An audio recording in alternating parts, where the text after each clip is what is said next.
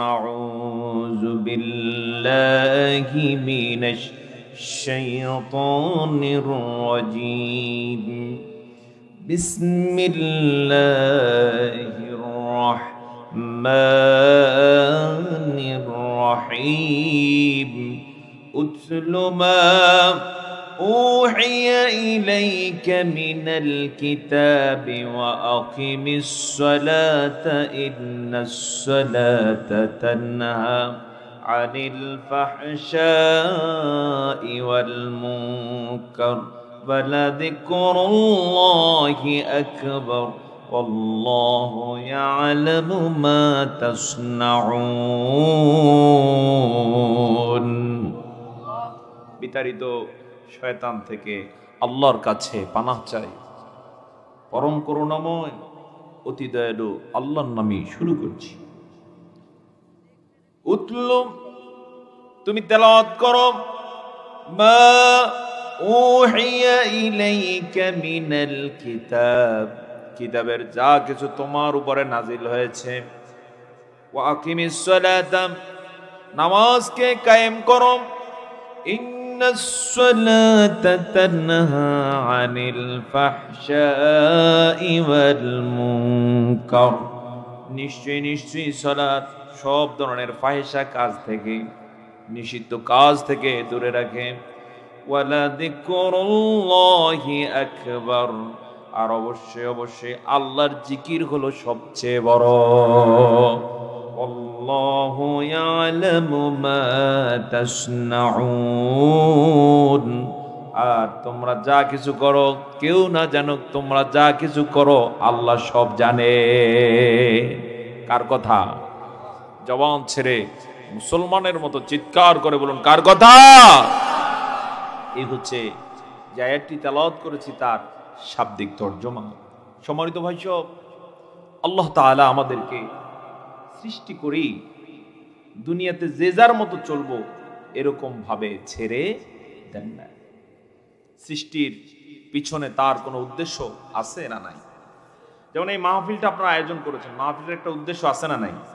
কথা বলুন। মসজিদটা বানানো হয়েছে, উদ্দেশ্য আছে না নাই? আপনি একটা মাফলার কিনলেন, উদ্দেশ্য আছে না নাই? কি উদ্দেশ্য? গরমের দিনে গলায় দিয়ে হাঁটবেন। কোন দিনে? হ্যাঁ, শীতের দিন। তার মানে হচ্ছে সব কিছুরই কি আছে? উদ্দেশ্য রয়েছে। এই যে মাইক, এটার উদ্দেশ্য আছে না নাই? আল্লাহ তাআলা মানুষকে কেন সৃষ্টি করলেন উদ্দেশ্য বিষয়ে সরাসরি তিনি ব্যাখ্যা দিয়েছেন কোরআনুল কারীমের সূরা জারিয়াতের 56 নম্বরের আয়াত, ঐতিহাসিক আয়াত। আল্লাহ তাআলা বলেন, ওয়া মা খালাকাতুল জিন্না ওয়াল ইনসা ইল্লা লিয়াবুদুন, আর আমি মানুষ এবং জিন জাতিকে সৃষ্টি করেছি উদ্দেশ্য একটাই, তারা সবাই আমার দাসত্ব করবে। দাসত্ব চলবে কার? জবান ছেড়ে বলুন, দাসত্ব চলবে কার? এই দাসত্ব করার জন্য তিনি আমাদেরকে সৃষ্টি করেছেন। তবে এখানে তিনি বাধ্য করেন নাই, এখানে তিনি আমাদের উপরে কোনো বিষয় চাপিয়ে দেন নাই। কোরআন এবং হাদিস দিয়ে শুধু আল্লাহ তাআলা আমাদেরকে বুঝাতে চেষ্টা করেছেন। কোরআন এবং সুন্নাহয় বারবার সে বিষয়গুলোকে এমন ভাবে আনা হয়েছে, যেমনই ভাবে কোনো অবুঝ সন্তান যদি কোনো বিষয় বুঝতে না চায়, অভিভাবক দেখা যায় কতভাবে তাকে বুঝাতে চেষ্টা করে। আল্লাহ তাআলা যেন সেই ভূমিকাটাই পালন করেছে। বাধ্য করেন না, শুধু মানুষের জিনকে বাধ্য না করে অন্য সব প্রাণী কিন্তু আল্লাহর আদেশ মানতে বাধ্য করেছে। পৃথিবীতে যত প্রাণী আছে সব আদেশ মানে কার? জবান ছেড়ে কার? তিনি বলেছেন, আলা লাহুল খালক ওয়াল আমর, সাবধান, সৃষ্টি যার, আইন চলবে তার এবং তারই আইন চলে। কিন্তু দুই শ্রেণীর জন্য, মানুষ আর জিন, এদের জন্য আল্লাহ তাআলা বিষয়টা বাধ্যতামূলক করেন নাই। কেন বাধ্যতামূলক করলেন না?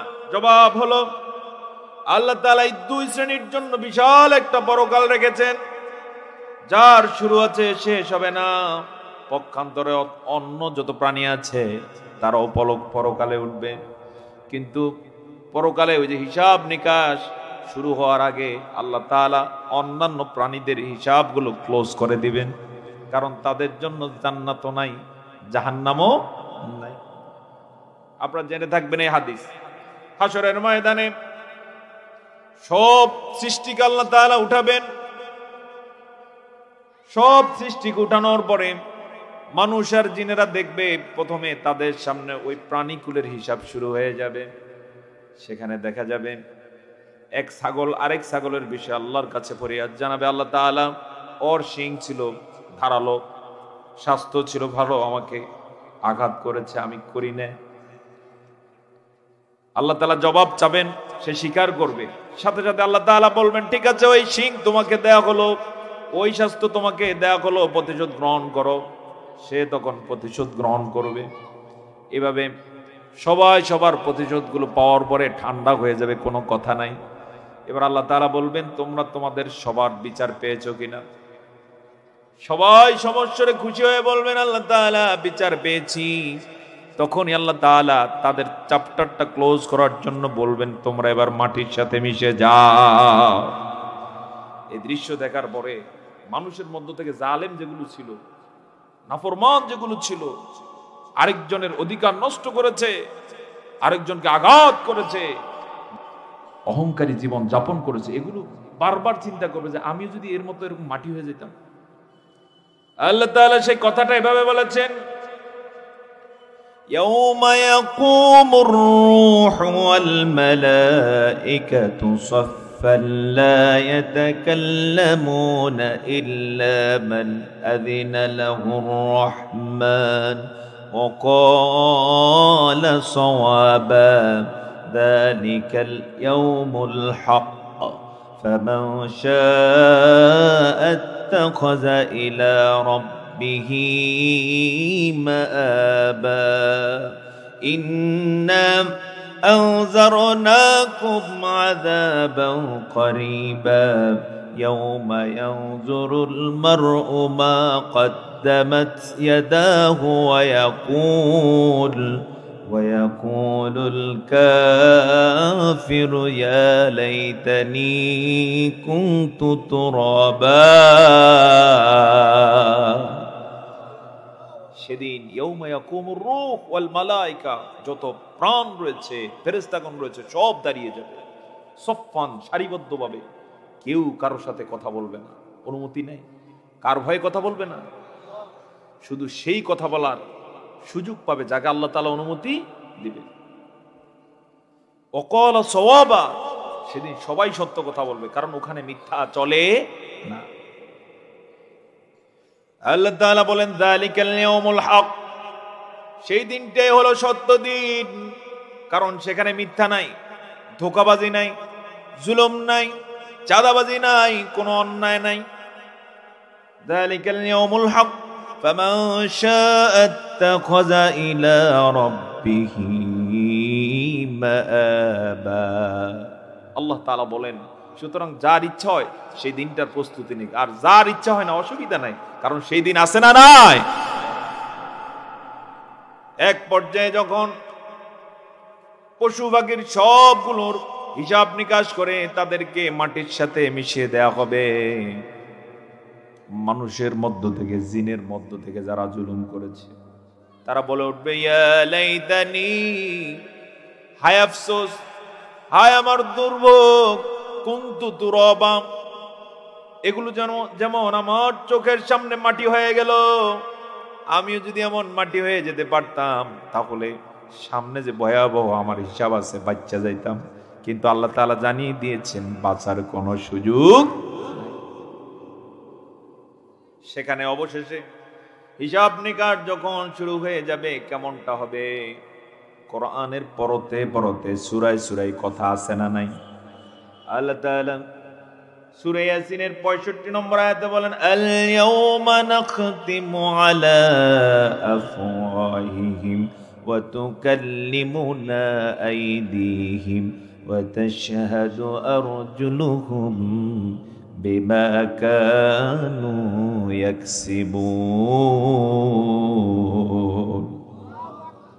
আল্লাহ তাআলা জবানটা বন্ধ করে দিবেন আদালত আখিরাতে। বন্ধ করার কারণ উল্লেখ করা হয়েছে হাদিসে।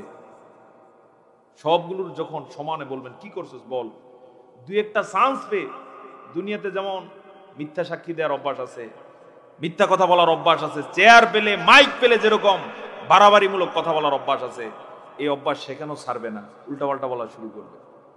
দুনিয়াতে এরকম উল্টাপাল্টা বলার মতো লোক আছে না নাই? অবশ্য লালমোহন এলাকায় এরকম লোক নাই, হ্যাঁ তাও আছে। এদেরকে আমরা উদাহরণ দিয়ে বলি, পাগল মক্কা গেল চোখ লাল ছাড়ে না, যেখানে সেখানে বলতে বলতে কি হয়ে যায়, অভ্যাস হয়ে যায়। এই যে এক নেত্রী পালাইল, মানে যে কোনো কথাই নিয়ে আসে, আমিও তো বাবা মাকে হারিয়েছি বলছে নাকি বলে নাই।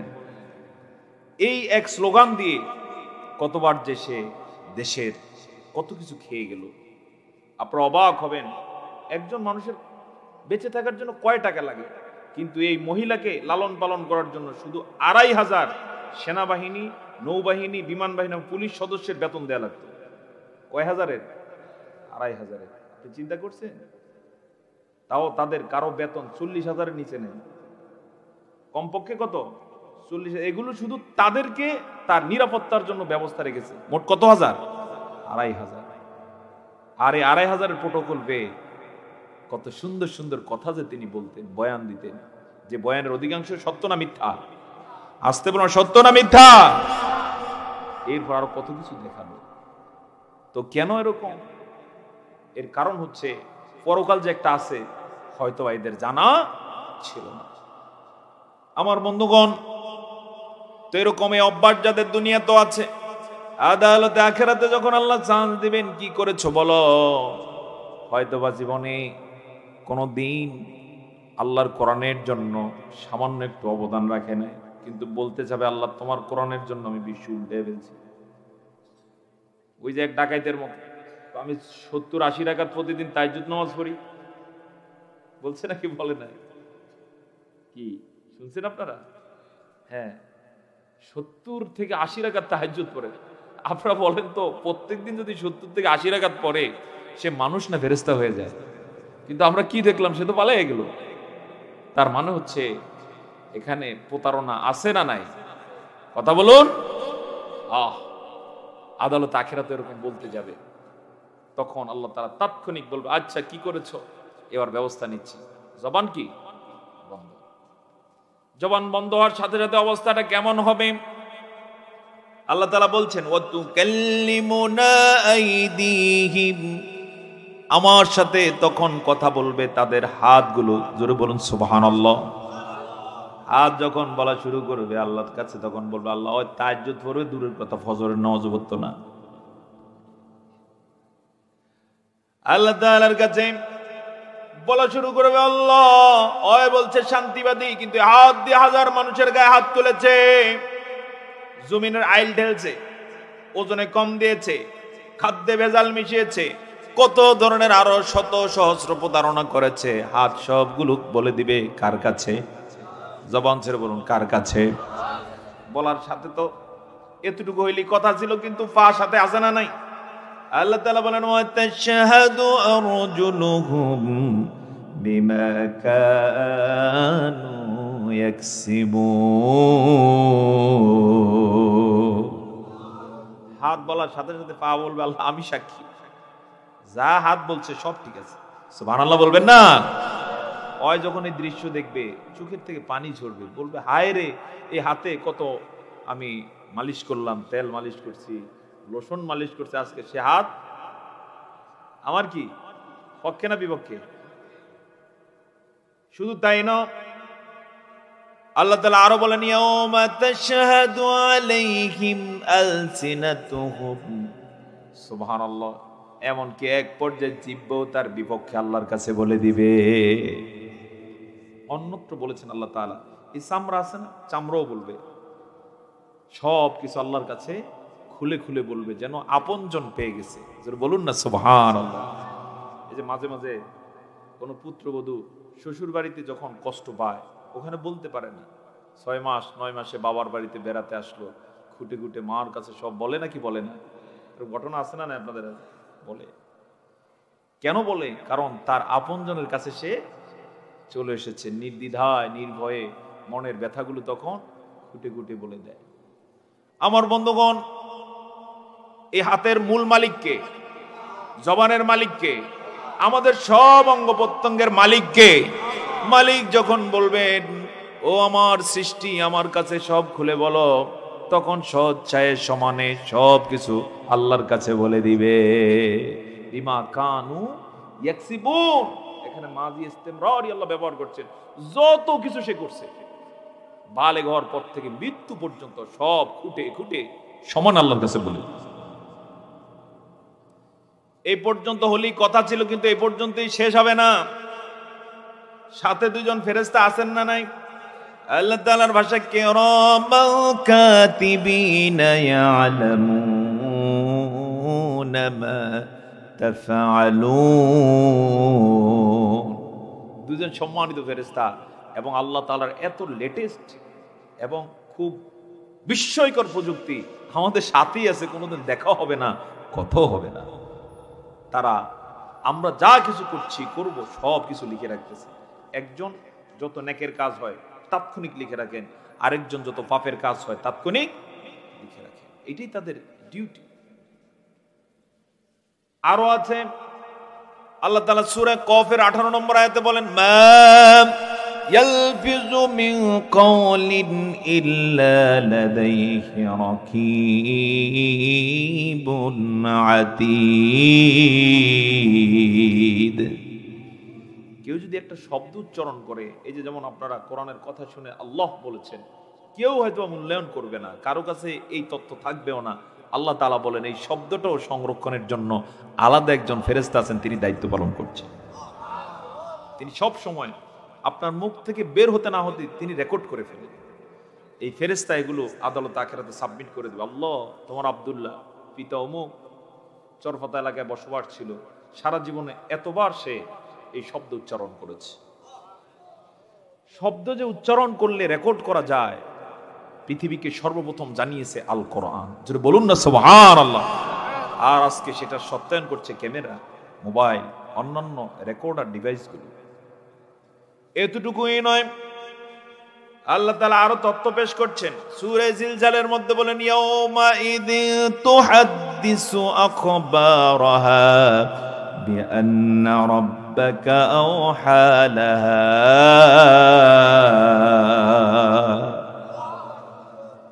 আপনি আমি যে জমিনে এখন বসা আছি, এই জমিনে কোন দিন কি করছি, জমিন আল্লাহ তাআলার কাছে সে রেকর্ডও সাবমিট করবে।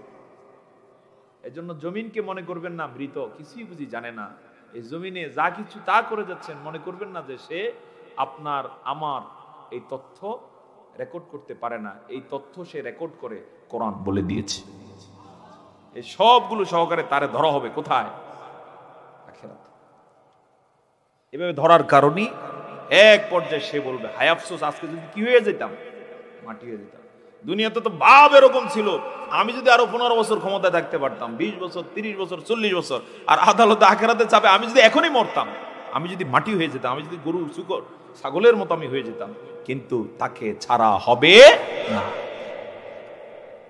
সম্মানিত হাজিরিন, সে ভয়াবহ দিনে যেন কেউ এরকম পরিস্থিতির শিকার হতে না হয়, আল্লাহ তাআলা তার হাবিবের মাধ্যমে জানিয়ে দিয়েছেন, ওগো নবীজি তুমি বলে দাও, উতলু মা উহিয়া ইলাইকা মিনাল কিতাব, তোমার উপর যে কিতাব নাজিল হয়েছে তা তেলাওয়াত করো, পড়ো, কারণ পড়বা তো মাপ পেয়ে যাবা, পড়বা তো বেঁচে যাবা, পড়বা না তো ধরা আছে না নাই। এজন্য তার বক্তব্য হচ্ছে উতলু, তুমি কি পড়ো, তেলাওয়াত করো। এখানে আলেমগণ রয়েছেন, আমরা যে কোরআন তেলাওয়াত করি, কোরআন তেলাওয়াতের জন্য 3টা হক রয়েছে। কয়টা? শুনতে পাচ্ছেন আপনারা? কয়টা হক? 3টা। 1 নম্বরে হলো বিশুদ্ধভাবে পড়া, বিশুদ্ধভাবে তেলাওয়াত করা। এই জন্য কোরআন পড়লে বিশুদ্ধ পড়তে হয় নাকি ভুল পড়তে হয়? বিশুদ্ধ তেলাওয়াত করতে হয়। পক্ষান্তরে যদি কোরআন কেউ ভুলভাবে পড়ে, ইচ্ছাকৃত বা শিখছে এরপরে ভালোভাবে শিখে নেয়, এর উপরে যদি তার জীবন চলে যায়, রাসূল বলেছেন রুব্বা ক্বারিইন লিল কোরআন ওয়াল কোরআনু ইয়ালআনুহু, কোরআনের কিছু পাঠক আছে, সে কোরআন তেলাওয়াত করে কিন্তু কোরআন তাকে লানত দেয়। নাউজুবিল্লাহ বলবেন না? অর্থাৎ সে যা শিখছে কোনোদিন এটাকে বিশুদ্ধ করতে চেষ্টা করে নাই। এরকম লোক অবশ্য সরবত এলাকায় নেই। আবার কিছু আছে এমন কোরআন শিখে নাই, ভাব এরকম এখন ক্রেডিট জেরে বলে আমি ঠিকমতো নামাজ পড়ি না, কারণ ছোটবেলায় কোরআন শিখি নাই। কোরআন না শিখার কারণে সে সানসেস। এরকম অবশ্য আপনাদের এলাকায় নাই তো? সাবধান, আপনি সানসে নয়, আপনি ধরা আছেন না নাই? এখনো সময় আছে, কোরআন শিখুন।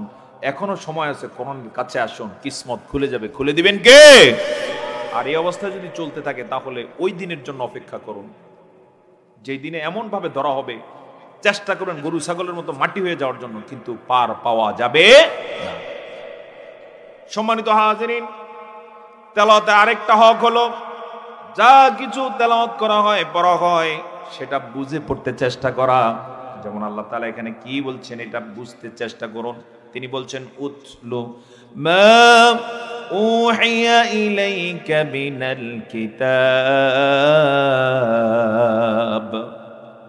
তোমার কাছে যা ওহী করা হয়, অবতীর্ণ করা হয়, তা তুমি তেলাওয়াত করো, তা তুমি অনুধাবন করো, বুঝে বুঝে পড়ো।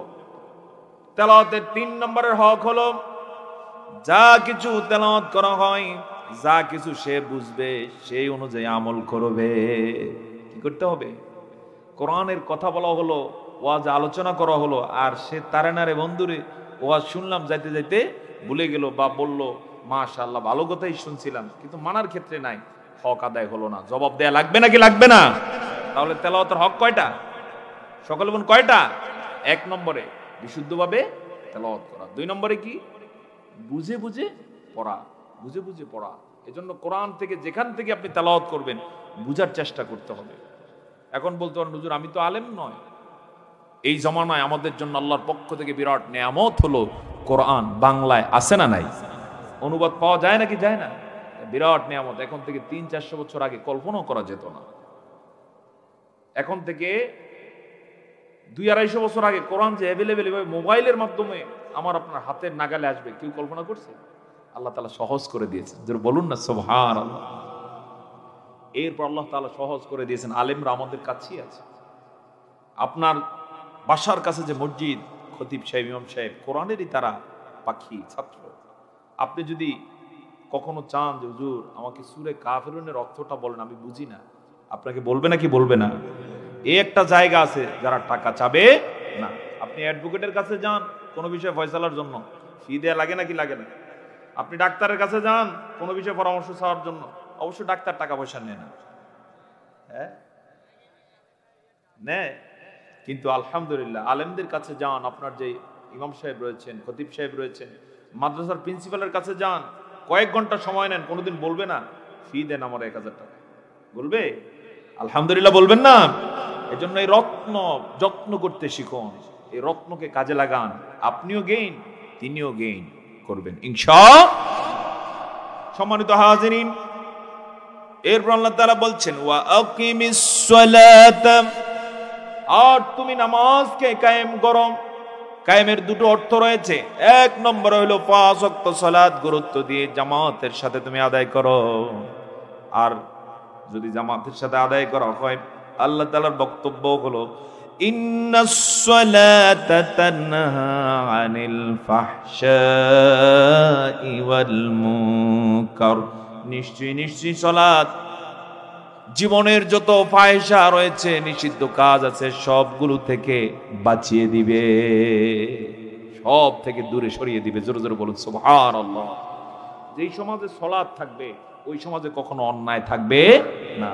আর যেখানে দেখবেন অন্যায় আছে বুঝে নেবেন এই সালাতে নামাজ কায়েম নাই। এটা হচ্ছে একটা। আরেকটি হচ্ছে রাষ্ট্রীয়ভাবে নামাজ কায়েম করা। সেটা কি? সেটা হচ্ছে নামাজের যখন সময় হবে, সে বঙ্গভবন থেকে শুরু করে সমগ্র দেশে নামাজের আজান হবে। যিনি যেখানে সরকারি দায়িত্বশীল তার নেতৃত্বে সকলে নামাজকে সারিবদ্ধভাবে জামাতের সাথে আদায় করে। এমন দৃশ্য আমাদের দেশে আছে কি? কি শুনতেছেন আমার কথা? আছে কি? গত 71 থেকে পর্যন্ত যারা রাষ্ট্র পরিচালনা করেছেন, বড় বড় লম্বা লম্বা বক্তব্য দিয়েছেন, একজনও নামাজ পড়িয়েছেন, রেকর্ড আছে? এটা আমাদের জন্য বিরাট সফলতা নাকি? এটা আমাদের জন্য চরম ব্যর্থতা। আজ পর্যন্ত আমরা বুঝতে, এই কায়েমের অর্থ হলো রাষ্ট্রের সর্বোচ্চ ভবন থেকে শুরু করে একেবারে দেশের পিয়ন দারোয়ান পর্যন্ত যে যেখানে আছেন, রাষ্ট্রের সর্বোচ্চ ব্যক্তিদের নেতৃত্বে তারা সালাত আদায় করবেন। এভাবে নেতা যদি সালাত আদায় করে, কর্মীরাও আদায় করা লাগে নাকি লাগে না? যারা সালাত আদায় করে তারা তখন মিথ্যা কথা বলতে পারে, দুর্নীতি করতে পারে, চাঁদাবাজি করবে, আর চাঁদাবাজি থাকবে না, জুলুম থাকবে না, নির্যাতন থাকবে না, ওজনে কেউ কম দিবে না, খাদ্যে ভেজাল দিতে পারে না, আল্লাহর ভয়ের কারণে কোনো অন্যায় তারা করতে পারে না। দেশের একটা পয়সা তখন আর তারা চুরি করবে না।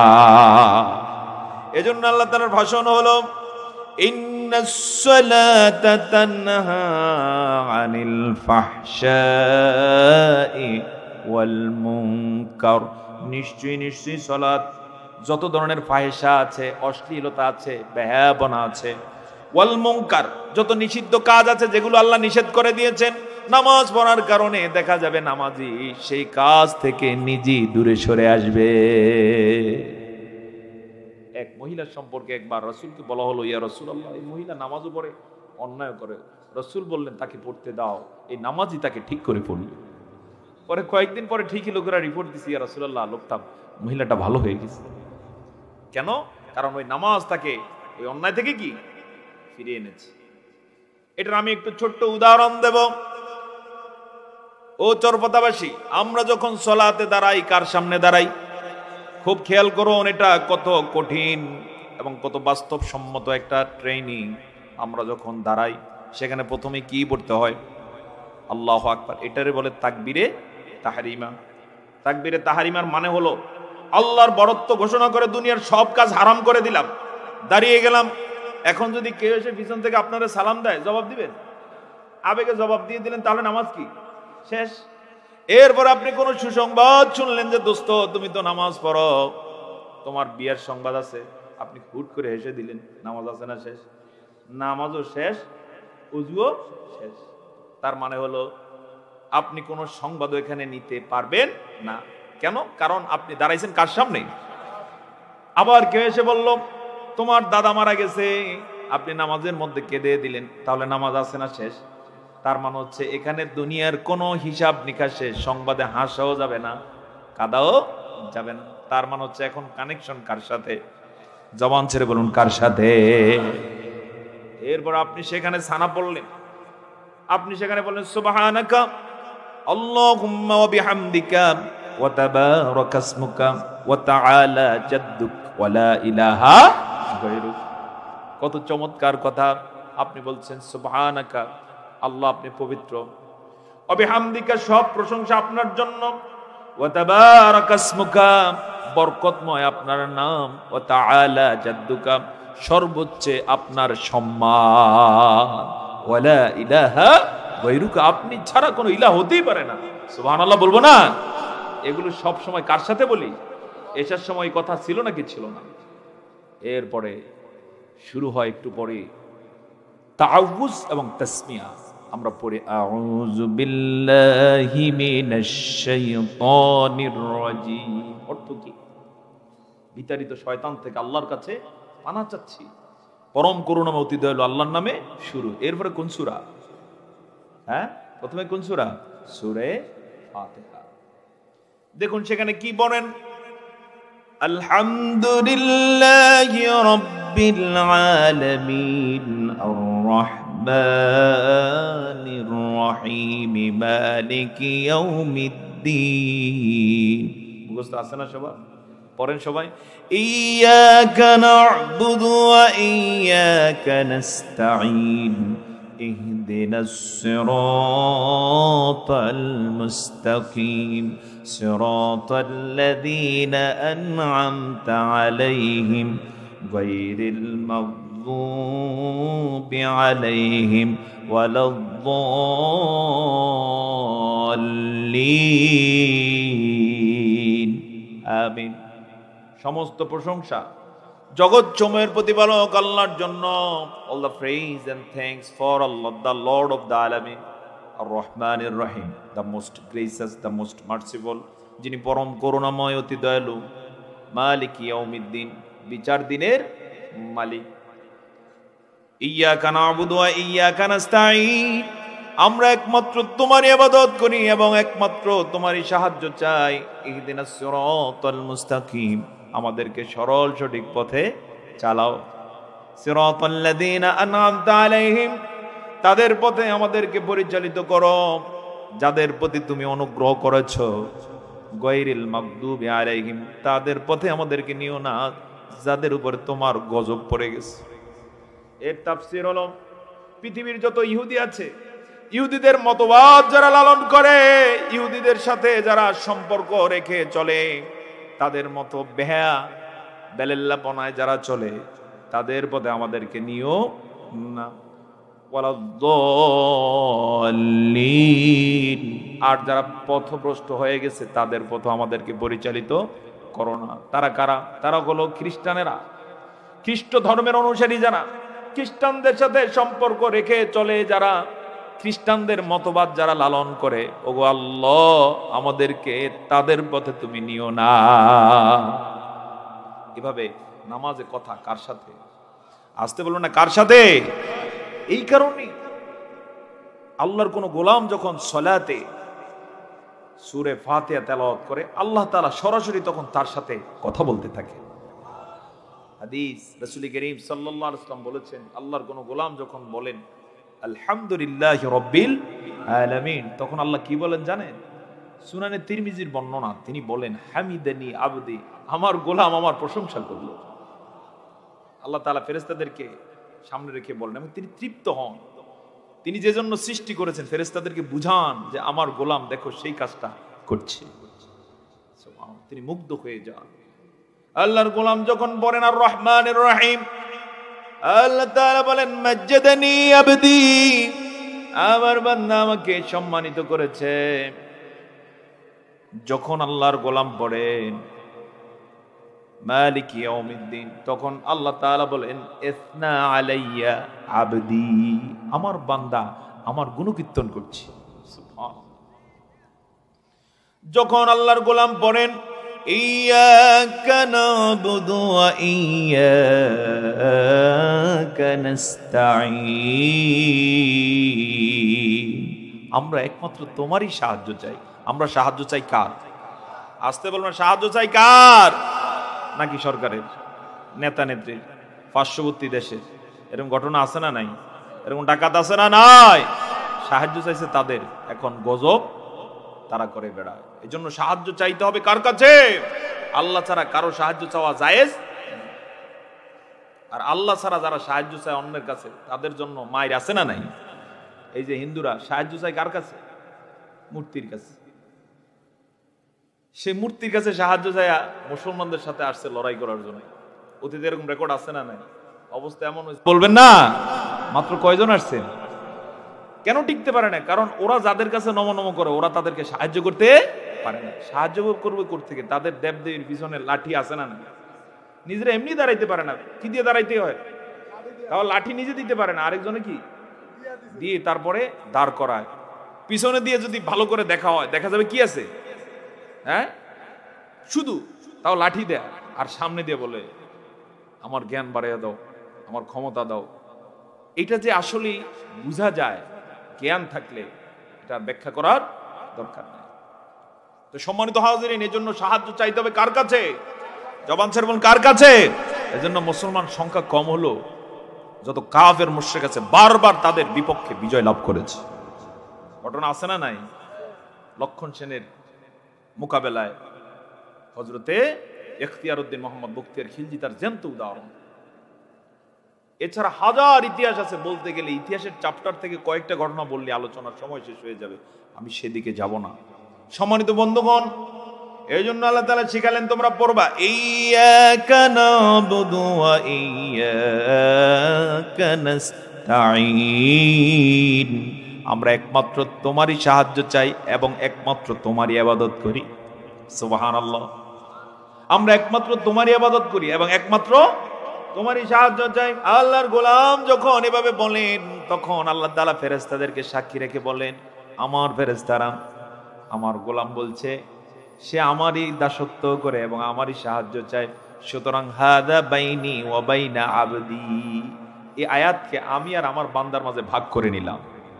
আল্লাহ বলেন, অর্থাৎ আমার গোলামের দায়িত্ব ছিল সে আমার দাসত্ব করবে, আর আমি রব, আমি মহারাজ, আমার দায়িত্ব হচ্ছে আমার গোলামের কি লাগবে আমি সব ব্যবস্থা করব। এজন্য কেউ যদি বুঝে সালাত আদায় করতে পারে, সে কেঁদে কেঁদে মসজিদ থেকে বের হয়ে আসে আত্মবিশ্বাস নিয়ে, যা বলছি আমার আল্লাহ সব আমাদের দিবেন। আর সত্যি সত্যি আমাদের যা দিয়েছেন কিন্তু কে দিয়েছেন? আসতে বলো না, কে দিয়েছেন? এভাবে যখন সূরার শেষ পর্যন্ত কেউ তেলাওয়াত করেন, আল্লাহ ডিক্লেয়ার দেন, সে ডিক্লেয়ার হচ্ছে আল্লাহ তাআলা ফেরেশতাদেরকে বলেন তোমরা সাক্ষী থাকো, সব বরাদ্দ দিয়ে দিলাম। আর আল্লাহর কাছে কেউ যদি গোটা পৃথিবীও চায়, তার এত ক্ষমতা যে সব দিতে পারে। বরং গোটা পৃথিবীতে মানুষ সহকারে যত সৃষ্টি আছে, আল্লাহ তাআলা হাদিসে কুদসিতে বলেন সব যদি একত্রিত হয়ে আমার কাছে চাইতে থাকে, রাজা চাইলো তার চাহিদা পূরণ করলাম, প্রজা চাইলো চাহিদা পূরণ করলাম, অন্য সৃষ্টি চাইলো সবার দিলাম, দিতে দিতে দিতে দিতে আমার ধনভাণ্ডারদেরকে দেওয়ার পরে আমার ওই ভাণ্ডার থেকে এতটুকুও কমে না। একটা ক্ষুদ্র সুইকে যদি সমুদ্রের পানির মধ্যে চুবিয়ে বের করে আনার পরে সুইয়ের মাথায় যে পরিমাণ পানি ধরে, কতটুকু ধরবে? হ্যাঁ, মালুম করা যাবে না। আল্লাহ তাআলা বলেন আমার ধনভাণ্ডার থেকে সবার দেওয়ার পরে দূরও কমবে না। এত আস্তে জবান ছেড়ে বলুন সুবহানাল্লাহ। সে আল্লাহর গোলাম আমরা হতে পেরেছি, এর চেয়ে বড় সৌভাগ্য আর কি হতে পারে? চিৎকার করে বলি আল্লাহু আকবার।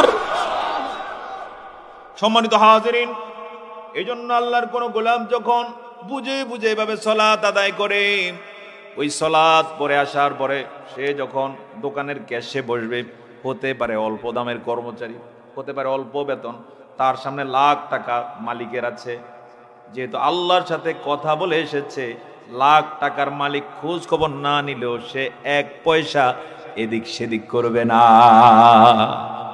বুঝতে পারছেন? গোটা দেশ যদি তাকে দিয়ে দেওয়া হয় যে গোটা দেশের এখন তুমি ক্ষমতাধর, ক্ষমতা পাওয়ার পরে গোটা জাতি যদি তাকে কোনোদিন জিজ্ঞাসাবাদ নাও করে, হয়তো 5 বছর 10 বছর 20 বছর ক্ষমতা চালাবে ঠিকই, এক পয়সা দেশ থেকে এদিক সেদিক করবে না। এই উদাহরণটা অতীত থেকে আমি এভাবে দিতে চাই। হযরত ওমর রাদিয়াল্লাহু তাআলা আনহু, একবার এক লোক তার কাছে এসেছেন কোন একটা বিষয়ে ফয়সালা চাওয়ার জন্য, যেই সময় ওমর অর্ধ পৃথিবীর শাসন একসাথে করতেছেন। সুবহানাল্লাহ। আমাদের এই বাংলা পর্যন্ত ওমরের শাসনের আওতায়। আল্লাহু আকবার বলবো না? এশিয়া, ইউরোপ, আফ্রিকা তিনটা একসাথে শাসন করছেন হযরতে ওমর। সেই সময় এক লোক এসে ফয়সালা চাওয়ার জন্য ওমরের খোঁজে এসে জানলেন তিনি কুফে গেছেন পানি আনয়নের জন্য। পরবর্তীতে তিনিও গেলেন পিছনে পিছনে। দেখলেন ওমর রাদিয়াল্লাহু তাআলা আনহু মশকে করে কূপ থেকে পানি তুলে কাঁধে নিয়ে আসতেছেন।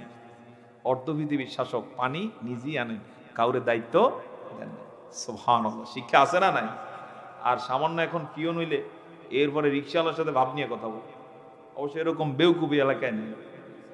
হ্যাঁ, এই যে আমাদের ভাইস প্রিন্সিপাল সব সিগন্যাল দিলেন যে সাবেক পালিয়ে যাওয়া প্রধানমন্ত্রী, উনি একদিন বড়াই করে বলেন আমার পিয়নেরও এখন 400 কোটি টাকা আছে, সেও বিমানে চলে। তার মানে হচ্ছে চুরি করতে করতে আইএমএ জাহিলিয়াতকে তার হার মানিয়েছে। কথা বলো ঠিক কিনা? 400 কোটি টাকা, 400 কোটি টাকা কোত্থেকে এসেছে যদি সে ধরতো, তাহলে পেয়ে যেত যে 400 কোটি টাকা, 400 কোটি টাকায় জনগণের টাকা চুরি করেছে সে।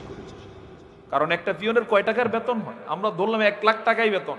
1 লাখ টাকা সংসার চালিয়ে প্রতি মাসে কি এখান থেকে 20,000 টাকা রাখা সম্ভব? কিন্তু সেখানে তার 400 কোটি টাকা হয়ে গেছে। এরকম চোর আমাদের দেশে এখনো আছে না নাই? কেন? এর কারণ হচ্ছে কোরআন থেকে তারা দূরে। মনে করেছে দুনিয়ার জীবনটাই আসল, কিন্তু দুনিয়াটা আসল নয়। এখানে আরেকটা হাদিস বলে নেই। রাসূল করিম সাল্লাল্লাহু আলাইহি ওয়াসাল্লাম বলেছেন লাউ কানাতিদ দুনিয়া তা'দিলু 'ইনদাল্লাহি মিসলু জানাহি বাউদাতিন মা সাকা কাফিরান শুরবাতাম মিম্মা। সুবহানাল্লাহ।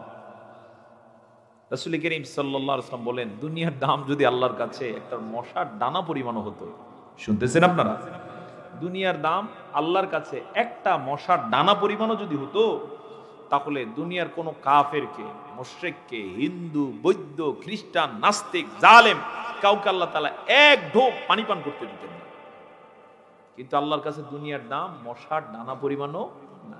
কেনই বা হবে? কারণ এর চেয়ে বড় জগৎ আল্লাহর সামনে আছে না নাই? আসতে বলবেন, আছে না নাই? সেটা বোঝার জন্য রাতের বেলা যাওয়ার সময় একটু খালি চোখে আকাশের দিকে তাকাবেন, দেখবেন যে তারাগুলো মিটিমিটি জ্বলছে। এরা এক একটা আমাদের এই পৃথিবী নয়, আমাদের পৃথিবীর থেকে 13 লক্ষ গুণ বড় হচ্ছে সূর্য। এই সূর্যের চেয়ে কোটি কোটি গুণ বড় হচ্ছে এর এক একটা তারকা। সেখানে কি পরিমাণ তারা আছে, মহাকাশ বিজ্ঞানীদের সর্বশেষ বক্তব্য হচ্ছে গোটা পৃথিবীতে যে পরিমাণ বালি আছে, বালির চেয়ে বেশি সংখ্যক তারা আছে মহাশূন্যের মধ্যে। তাহলে দুনিয়ার তুলনা যদি সেই তারার সাথে দেয়া হয়, মশার দানার চেয়ে বড় হওয়ার কথা। সুবহানাল্লাহ বলুন। এজন্য এখানের এই লাফালাফি নিয়ে মুসলমান কোনোদিন বিশ্বাস করতে পারে না। তো সম্মানিত হাজিরিন, ওই ব্যক্তি হযরত ওমর রাদিয়াল্লাহু তাআলা আনহুকে খুঁজতে গিয়ে দেখলেন মশকে করে তিনি পানি তুলে কাঁধে নিলেন। আগেকার দিনে কলস ছিল না, স্টিল ছিল না, সিলভার ছিল না। সেই সময় গরু, ছাগল, ভেড়া, দুম্বা এগুলোর চামড়াকে ভালো করে প্রক্রিয়াজাত করে এর মধ্যে পানি নিতেন। তো ওমর এমন একটাতে করে পানি নিলেন। লোকটা হযরত ওমরকে সালাম দিলেন, আসসালামু আলাইকুম ইয়া আমিরুল মুমিনিন। ওমর সালাম নিলেন। লোকটা বললেন, একটু কথা বলতে এসেছি। হযরত ওমর বললেন, বলো। লোকটা বললেন, একটু সময় নিয়ে বলতে হবে। হযরত ওমর কাঁধ থেকে মশকটাকে হাঁটুর উপরে রেখে বললেন, বলো। সে কথা বলতেছে, কিন্তু দেখলেন ওমরের কষ্ট হচ্ছে। বললেন, আমিরুল মুমিনিন, এই মশকটাকে আপনি মাটিতে রাখুন, কষ্ট হচ্ছে আপনার। তিনি বললেন, না অসুবিধা নাই, তুমি বলো। যখন এরপরও তিনি বললেন, নিচে রাখলে তো ভালো হয়। হযরত ওমর তাকে অবাক করে দিলেন, গোটা বিশ্বকে যেন অবাক করে দিলেন। তিনি বললেন, দেখো মশকের নিচটা ভিজা, আমি যদি এটা এখানে রাখি, এই জমির মালিক আমি নয়। এই ভিজা মশকটা এখানে রাখার পরে আমার অজান্তে কিছু বালি, কিছু মাটি, কিছু কণা মশকের সাথে চলে যেতে পারে, যেটার জন্য তুমিও হয়তোবা জানবে না, আমিও জানবে না, কিন্তু আদালতে আখেরাতে আমাকে আল্লাহর কাছে অবশ্যই জবাব দিতে হবে। লোকটা স্টপ হয়ে গেলেন। এক পর্যায়ে বিড়বিড় করে বলে উঠলেন, আমিরুল মুমিনিন, আমি যে বিষয়ে ফয়সালা চাইতে এসেছি, পরামর্শের জন্য এসেছি, আমি আমার পরামর্শ বুঝে ফেলেছি, আর বলা লাগবে না। সুবহানাল্লাহ, সুবহানাল্লাহ। অথচ গোটা পৃথিবী আল্লাহ তাদের হাতে দিয়ে দিয়েছে। ও চরপাতাবাসী, লালমোহনবাসী, আল্লাহকে ভয় করে সততার জীবন যাপনের জন্য এগিয়ে আসুন। যা অন্যায় হয়েছে আজকে তওবা করে নিন, কালকে থেকে নতুন একটা জীবন শুরু করুন। কি দরকার? টাকা দরকার। যদি দুনিয়াতে প্রয়োজন হয় দেয়ার মতো আল্লাহ তাআলা আছেন না নাই? তিনি দিবেন নাকি দিবেন না? সম্মান দরকার, তিনি দিতে পারেন নাকি পারেন না? যা দরকার অবশ্যই পেয়ে যাবেন।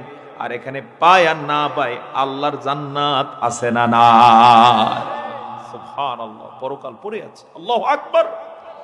আল্লাহ তাআলা বলেন, ইন্নাস সালাতা তানহা আনিল ফাহশাই ওয়াল মুনকার। তোমরা নামাজ কায়েম করো, নিশ্চয়ই নিশ্চয়ই নামাজ সব ধরনের অন্যায় থেকে, নিষিদ্ধ কাজ থেকে দূরে রাখবে। এবার বোঝা যায় কিনা নামাজ থেকে, যে নামাজ যদি কেউ পড়ে অন্যায় থেকে সে কি থাকবে? দূরে থাকবে। এবার আমি জানতে চাই আপনাদের এলাকায় সুদ আছে কিনা? সুদ যে খায় নামাজ পড়ে কিনা? এরপরও সুদ কেন খায়? জবাব হচ্ছে, কি পড়ে, কার কাছে সে ধর্ণা দেয়, কিছুই আজ পর্যন্ত বেকুবে বোঝে। অনুরূপ ভাবে এই সমাজে যদি চুরি থাকে, তাহলে স্পষ্ট কথা হলো চোর ব্যক্তি এখনো নামাজ ঠিক মতো পড়ে নাই। যদি কোনো মতে বুঝে এক ওয়াক্ত সালাতও পড়তো, যেহেতু আল্লাহর সামনে সে ধর্ণা দেয়, লজ্জায় দ্বিতীয় ওয়াক্ত থেকে কোনোদিন চুরি করতো না। একবার সাহাবায়ে কেরাম বললেন, ইয়া রাসূলুল্লাহ, অমুক ব্যক্তি নামাজ পড়ে কিন্তু এরপর অন্যায় ছাড়ে না। নবীজি বলে দিলেন, যদি নামাজ পড়ার পরে অন্যায় না ছাড়ে, বুঝতে হবে তার নামাজ এক ওয়াক্ত কবুল হয় না। অনুরূপভাবে আপনাদের সমাজে, এটা শুধু আপনাদের নয়, যে কোনো জায়গায় নামাজ পড়ার পরও যদি দেখা যায়, যেমন মহিলাদের অঙ্গনে বেপরদা থাকতে পারে, এরপরে সগলগুরি থাকতে পারে, বিভিন্ন হারাম কাজ থাকতে পারে, পুরুষের অঙ্গনে জুলুম থাকতে পারে, সাদাবাজির অভ্যাস থাকতে পারে, বিভিন্ন অন্য অপকর্ম থাকতে পারে, যৌতুক থাকতে পারে, ঘুষ থাকতে পারে, সুদের অভ্যাস থাকতে পারে, এগুলো যেখানেই দেখবেন আপনি নির্দ্বিধায় জেনে নেবেন, বা যাদের এই অভ্যাস আছে নির্দ্বিধায় আপনি এই নিউজ আজকে আমার কাছ থেকে রিসিভ করুন, আপনার এক ওয়াক্ত নামাজও এখনো কবুল হয়নি। আর নামাজ যদি কবুল না হয়ে থাকে, সামনে ভয়াবহতা আছে না নাই? আসতে আছে না নাই? নামাজ যে 5 ওয়াক্ত দিয়েছেন আল্লাহ তাআলা কবুলের জন্য নাকি সব বরবাদ হওয়ার জন্য? কথা বলুন। কারণ এই নামাজ, এই ইবাদত দিয়ে আমাকে আপনাকে সে বিশাল জীবন পাড়ি দিতে হবে। সুবহানাল্লাহ। সামনে সে বিশাল জীবন কি দিয়ে পাড়ি দিতে হবে? এই ইবাদত দিয়ে পাড়ি দিতে হবে। এখন সেগুলো যদি না হয় তাহলে যাব কোথায়? সম্মানিত বন্ধুগণ, এরপর আল্লাহ তাআলা আরো একটা অংশের মধ্যে বলছেন, ওয়ালা যিকরুল্লাহি আকবার, আল্লাহর জিকিরটা হলো সবচেয়ে বড়। খুব খেয়াল করে শুনুন, যে ব্যক্তি নামাজ দিয়েও এখনো হেদায়েত হলো না, আল্লাহ তাআলা এরপরে আবার আরেকটা ঔষধ দিচ্ছেন, শুনতেছেন আপনারা? সেই ঔষধটা হলো, যদি আল্লাহকে সে স্মরণ করতে পারে, আল্লাহর ভালোবাসা যদি সে লালন করে, আল্লাহ যে তার রব, আল্লাহ যে তার সব, এটা যদি বুঝতে পারে, তাহলে ওই স্মরণও তাকে অন্যায় থেকে দূরে সরায় নিয়ে আসবে।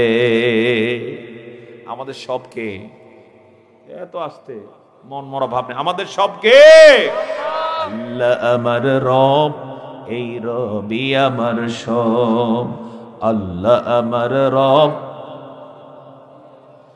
দমে দমে তনু মনে তারি অনুভব, আল্লাহ আমার রব। তোমার দুনিয়াতে আমি যেই দিকে তাকাই, অথই নিয়ামতে ডুবে আছি সবাই। বাস্তব নাকি অবাস্তব?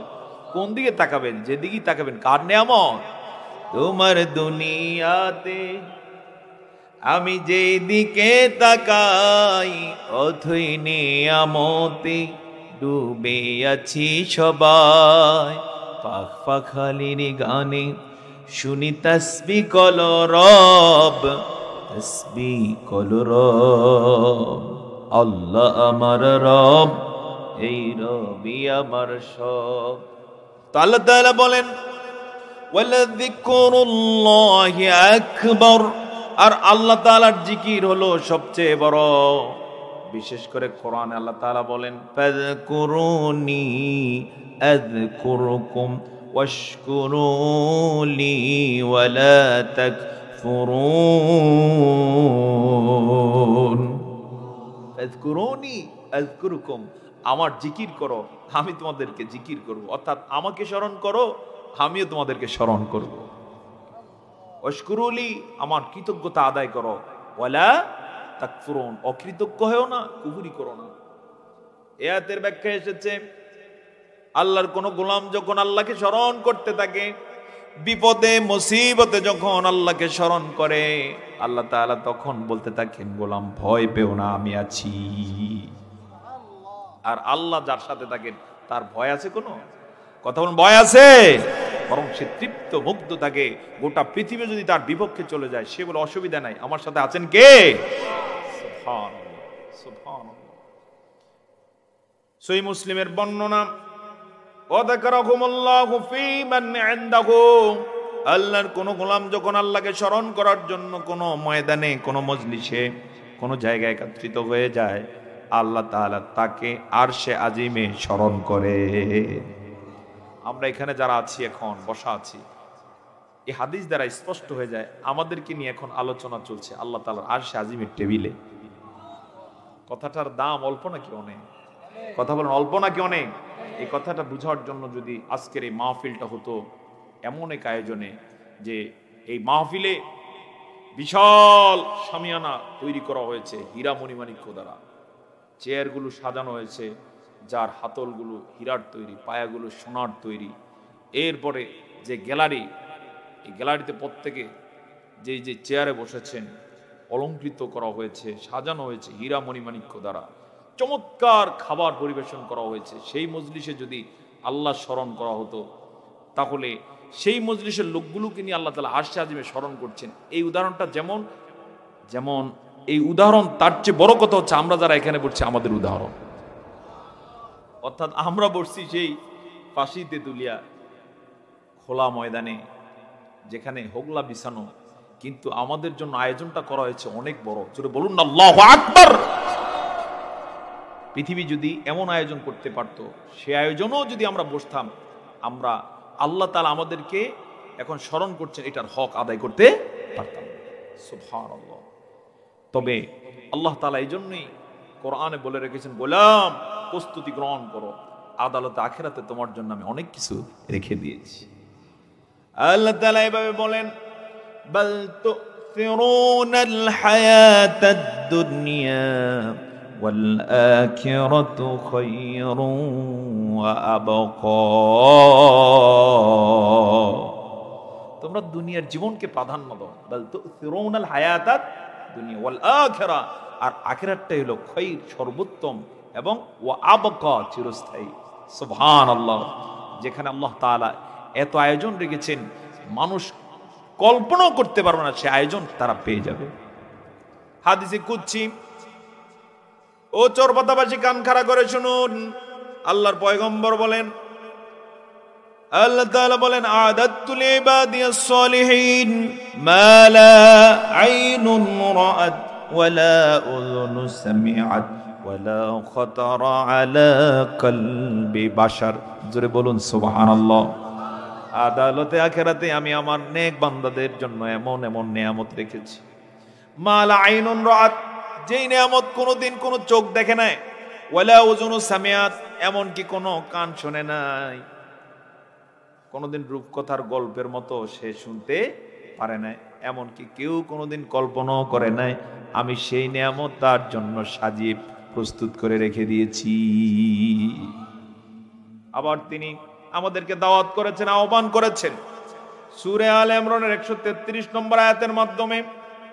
সে আয়াতের মধ্যে তিনি বলেন, ওয়াসারিউ ইলা মাগফিরাতিম মির রাব্বিকুম ওয়া জান্নাতিন আরদুহাস সামাওয়াতু ওয়াল আরদ উইদ্দাত লিল মুত্তাকিন। ওয়াসারিউ, আর তোমরা দৌড়াও, দৌড়ে দৌড়ে চলে আসো, ইলা মাগফিরাতিম মির রাব্বিকুম, তোমাদের রবের পক্ষ থেকে ক্ষমার জন্য, ও জান্নাতিন, এবং এমন জান্নাত লাভের আশায় যেটার প্রশস্ততা, অর্থাৎ পাশটা হচ্ছে পৃথিবীর জমিন থেকে 7 আসমান পর্যন্ত যত বড় তার চেয়েও বড়, সেটা আমি ইতোমধ্যে রেডি রাখছি। সবার জন্য নয়, লিল মুত্তাকিন। কাদের জন্য? মুত্তাকিদের জন্য। জবান ছেড়ে বলুন আল্লাহু আকবার। আমার বন্ধুগণ, তো আল্লাহর জিকিরই হলো সবচেয়ে বড়। এজন্য যে ব্যক্তি আল্লাহকে স্মরণ করে, আল্লাহর জিকির করে, সে কোনোদিন আর অন্যায় করতে পারে না। কিন্তু এরপরও দেখা যায় আল্লাহর জিকির করে, 2 নম্বরীও করে। এমন বজ্জাত আছে, হাতে তসবিহ, মুখে মিথ্যা কথা বলে। অবশ্য এরকম পাগল এলাকায় নেই, আছে। আল্লাহর জিকিরও করে, ভাইয়ের হক দেয় না, বোনের হক দেয় না। আল্লাহর জিকির করে, তলে তলে সুদের ব্যবসাও করে। আল্লাহর জিকির করে, মানুষের গীবত করে। আল্লাহর জিকির করে, ওদিক দিয়ে নিয়ত করে রাখছে ফলারে এমএ পাস করাইছে, যৌতুক নিয়ে বিয়ে করাইবে। এরকম পাগল নাই তো? আস্তাগফিরুল্লাহ। এগুলোর মূল কারণ হচ্ছে জিকির কে, সে কি জিনিস আজ পর্যন্ত বুঝতে পারে না। জিকির মানে হচ্ছে সে কাকে স্মরণ করছে? আল্লাহকে স্মরণ করছে। আল্লাহকে স্মরণ করার মানে কি? সে মনে প্রাণে ধ্যানে এটা জানে, কেউ যেটা দেখে না সেটা কে দেখেন? রাতে দিনে প্রকাশ্যে গোপনে সবকিছু তিনি জানেন। সম্মানিত হাজিরিন, আল্লাহ তাআলা শুধু দেখেন বিষয়টা এমন না, সবটাই তার সফটওয়্যারের আওতায়। গোটা পৃথিবীতে কোথায় কি হয়, কোন তাসবিহ হয়, কোন কথা হয়, আপনার সফটওয়্যার সিস্টেম জানেন কিনা? এই যে ব্যাংকগুলোতে আপনার ছেলে টাকা জমা দিয়েছে সৌদি আরবে, আপনি লালমোহন থেকে তোলেন, সিস্টেম কি?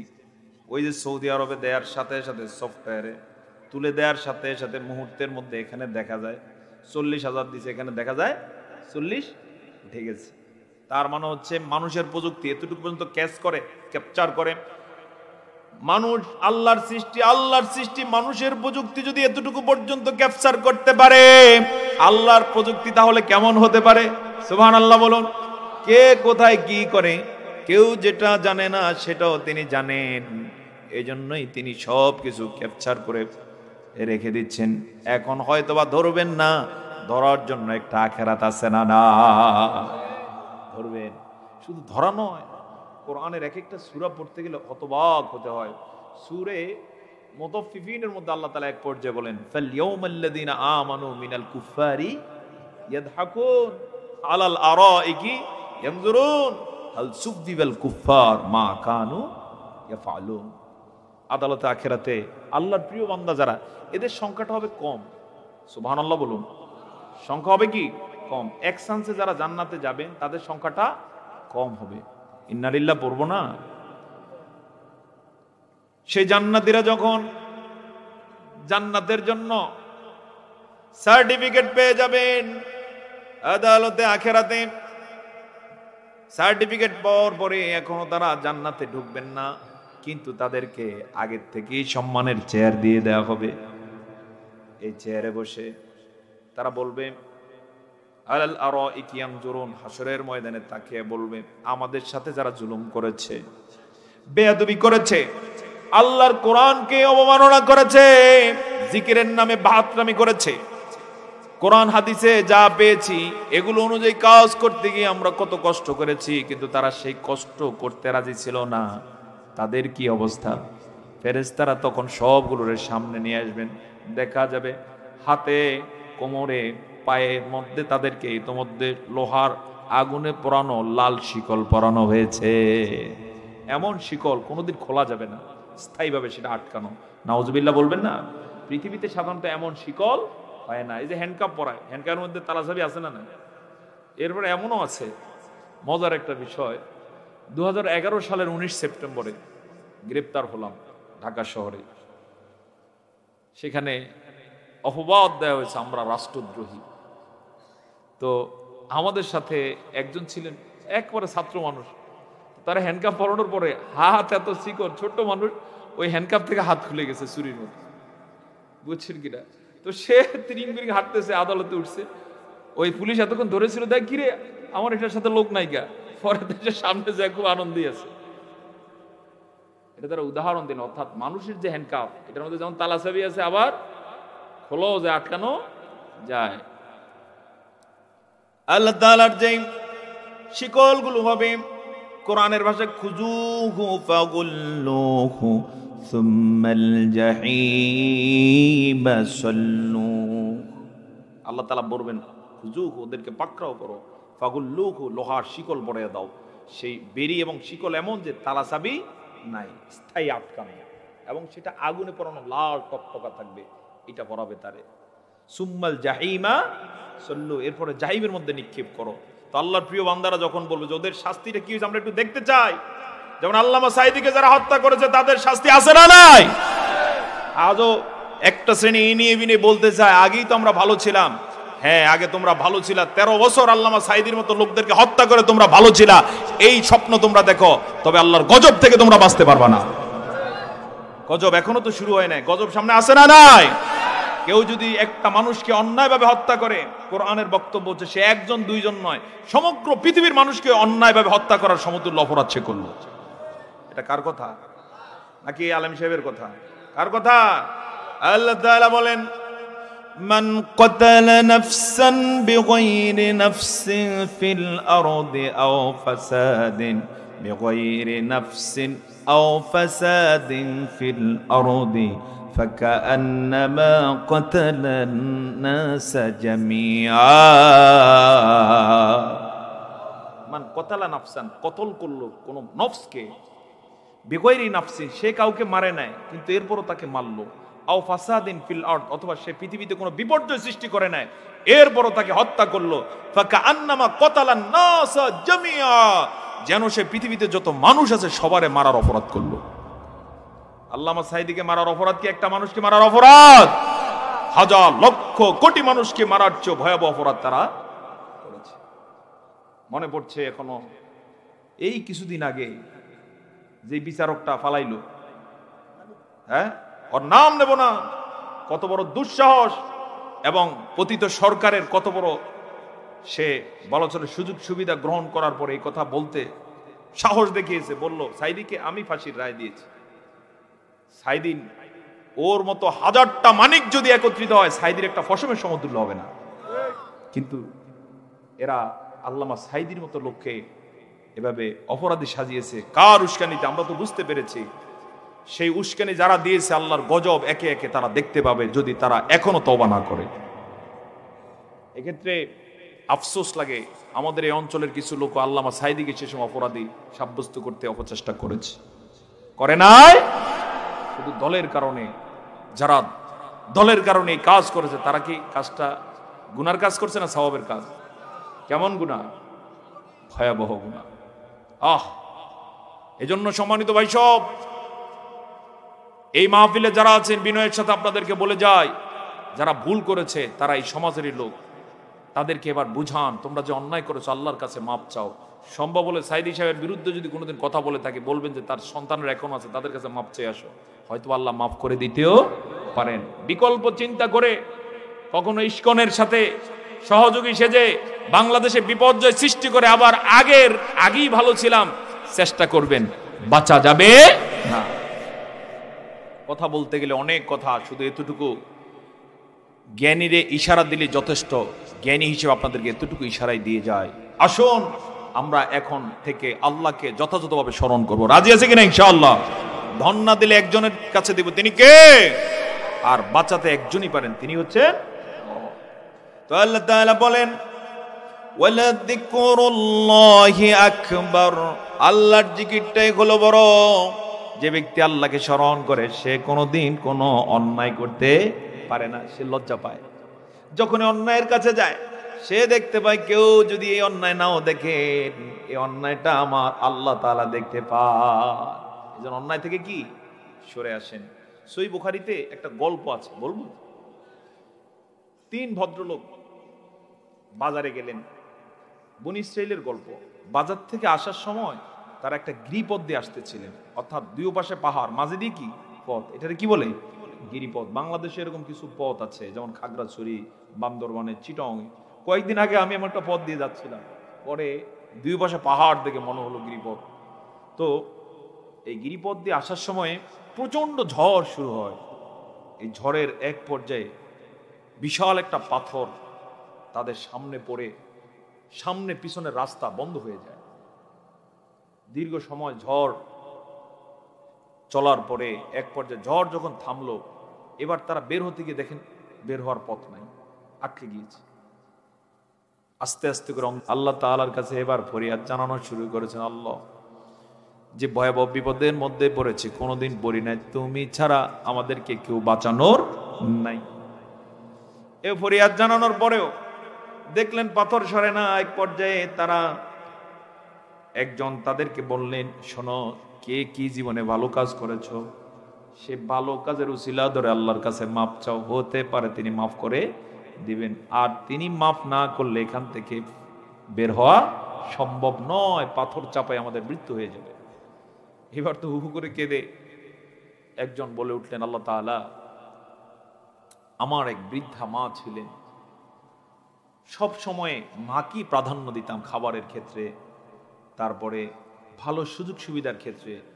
একদিন আমি বাজার থেকে আসতে বেশ দেরি হলো, বাসায় এসে দেখলাম সন্তানগুলো কাঁদতেছে। স্ত্রী বলল কানে কানে যে আজকে অল্প একটু দুধ আছে, মা এখনো খায় নাই, সন্তানরাও খেতে পারে না, আর কিছু নাই, এখন কি করা যায়? তিনি বললেন, সন্তানদেরকে তুমি সামলাও।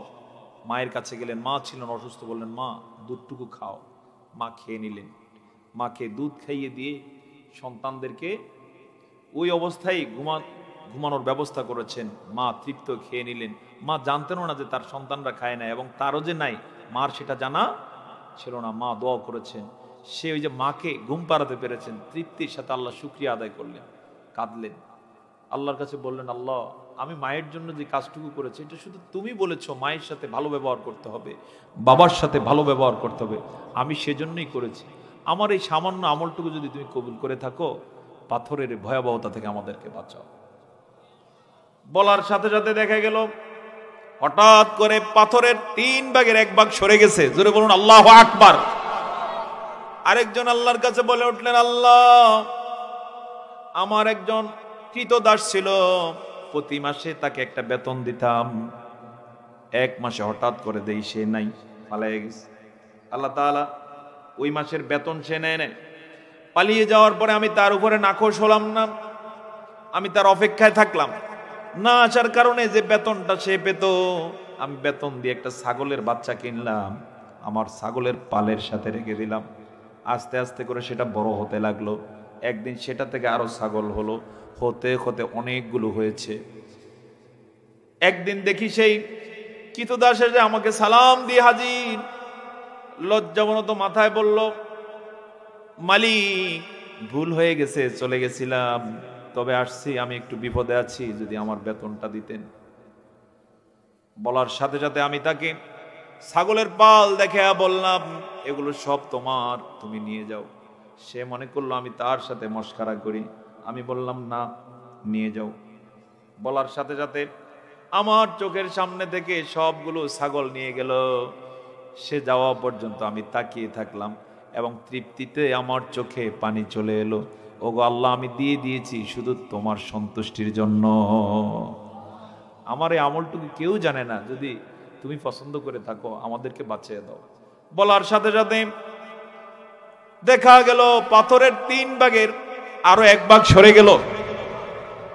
এবার আরেকজন বললেন, আল্লাহ আমার তেমন কোনো ভালো আমল জীবনে নাই, তবে আমার এই মুহূর্তে মনে পড়ছে আমার একজন সুন্দরী চাচাতো বোন ছিল। বয়স হওয়ার পর থেকে আমি সেই বোনের সাথে অনেকবার অনৈতিক অপকর্ম করতে চেষ্টা করেছি, কিন্তু সে তোমার ভয়ে ভীত ছিল, কোনোদিন আমাকে পাত্তা দেয় না। হঠাৎ করে একদিন আমার কাছে এসে সে আর্জি জানালো, চাচাতো ভাই আমি একটু বিপদে পড়েছি, আমাকে কিছু টাকা ধার দাও। আমি সুযোগ মনে করে টাকা ধার দিয়ে শর্ত দিলাম, আমার সাথে অনৈতিক কাজ করতে হবে। সে অনেক বেশি নিডি থাকার কারণে আমার কাছ থেকে ওই শর্ত মেনে টাকা নিয়ে গেল। যখন তার প্রয়োজন পূরণ হলো, এবারে আমি অনৈতিক প্রস্তাব দিলাম। প্রস্তাব দিয়ে যখন তার কাছে যাচ্ছি, সেই সময় সে চিৎকার দিয়ে বলে উঠল, চাচাতো ভাই আল্লাহকে ভয় করো। সে যখন এই কথাটা বলল, ওগো আল্লাহ, আমার মনের মধ্যে দাগ কাটে, তোমার ভয়ে আমি চাচাতো বোনের দিকে দ্বিতীয়বার না তাকিয়ে সরে এসেছি, এইটা স্বাস্থ্য বোন ছাড়া কেউ জানে না। ওগো আল্লাহ, তোমার জন্য এই অপরাধ ছেড়ে দেওয়ার কারণে তুমি যদি নালায়েক গোলামের প্রতি খুশি হয়ে থাকো, তাহলে পাথরের এই ভয়াবহতা থেকে আমাদেরকে বাঁচাও। বলার সাথে সাথে দেখা গেল পাথরের ওই ভাগও সরে গেল। 3 জন তাৎক্ষণিক আল্লাহর জন্য সেজদা দিয়ে ওখান থেকে বের হয়ে এলো। জোরে বলুন সুবহানাল্লাহ। এজন্য কেউ যদি আল্লাহর জন্য কিছু করেন, রেজাল্ট আসে না নাই? দুনিয়া তো আল্লাহ দিবেন, আর চূড়ান্ত ভাবে পাওয়া যাবে কোথায়? আদালতে, আখিরাতে পাওয়া যাবে। বরং এমন কিছু কাজ করতে চেষ্টা করবেন যে কাজগুলো কেউ জানে না, কিন্তু এই কাজটা আপনি নীরবে করে যান। কার জন্য করবেন? মৃত্যুর পরে মানুষ জানলে জানুক, কিন্তু তার আগে চেষ্টা করুন কেউ যেন না জানে। পারা যাবে কিনা ইনশাআল্লাহ? এমন কিছু কাজ নীরবে গোপনে করে যান না। একজন আরব্য কবি বলেছেন, এমন কিছু কাজ করো যে কাজটা তুমি আল্লাহকে খুলে খুলে বলবা। কারণ তোমার আপনার সবচেয়ে প্রিয়জন কে? আমাদের সবচেয়ে প্রিয় কে? হাল্লাকা সিররুন ইনদাল্লাহ বাইনাকা আনতা ওয়া বাইনাল্লাহ, হাল্লাকা সাদাকাতুন তাকফা লা ইয়ালামুহা ইল্লাল্লাহ, লা ইলাহা ইল্লাল্লাহ। সুবহানাল্লাহ। কবি বলেন, তোমার কি এমন কোনো গোপনীয় কাজ করছো আজও যেটা আল্লাহ ছাড়া কেউ জানে না? এমন কিছু সদাকা আজও করেছো যেটা তুমি আল্লাহকে ছাড়া আর কাউকে জানাও নাই? যদি না করে থাকো এখন থেকে সেটা করো। সুবহানাল্লাহ। আসুন আমরা অনুরূপভাবে যে কোনো ভালো কাজ গোপনে গোপনে বাড়িয়ে দেই। পারবো কিনা ইনশাআল্লাহ? পারা যাবে কিনা? তো যদি এটা করতে পারি এটাই বড় হয়ে যাবে। আল্লাহ তাআলার ভাষা আল্লাহু ইয়ালামু মা তাসনাউন, তোমরা যা কিছু করো সেটা আল্লাহ তাআলা জানেন। সুবহানাল্লাহ। কে কোথায় এখন কি মানসিকতা নিয়ে এখানে বসা আছি আমার পাশের লোকটাও জানে না। কে জানেন? জবান ছেড়ে চিৎকার করে বলুন, রাতের নিস্তব্ধতাকে দূর করে দিয়ে, কে জানেন? সুবহানাল্লাহ। এইজন্য আসুন আজকের আলোচনায় বেশি পয়েন্ট নয়, 3টা পয়েন্ট এখানে আমরা ফাইন্ড আউট করি। 1 নম্বর হচ্ছে এখন থেকে কোরআন তেলাওয়াত করব হক আদায় করে। কয়টা হক? কয়টা? 3টা। 1 নম্বরে কি? বিশুদ্ধভাবে তেলাওয়াত করা। 2 নম্বরে অর্থ বুঝা। 3 নম্বরে সে অনুযায়ী আমল করা। এটা যিনি করবেন কোরআনের স্বাদ তিনি পেয়ে যাবেন ইনশাআল্লাহ। দ্বিতীয় পয়েন্ট হচ্ছে নামাজটাকে কি করতে হবে? নামাজ কায়েম করতে হবে। নামাজের বিষয়ে গ্যাপ করা যাবে না। নামাজ আমার আপনার জন্য আল্লাহর পক্ষ থেকে বিছানো রত্ন, হীরা মণিমাণিক্য। এক ওয়াক্ত পড়বেন যেন হীরার বিশাল প্যাকেট নিয়ে বাসায় ফিরে আসে। হায়াত শেষ হয়ে যাওয়ার সাথে সাথে কেউ যদি মরণের পরে কবরের জীবনে সারা জীবনও প্রত্যেকদিন 100 রাকাত করে নামাজ পড়ে, আল্লাহ সবগুলো সুস্থ থাকতেই পড়ে নেন, কাজে লাগবে। লাগবে না ইনশাআল্লাহ?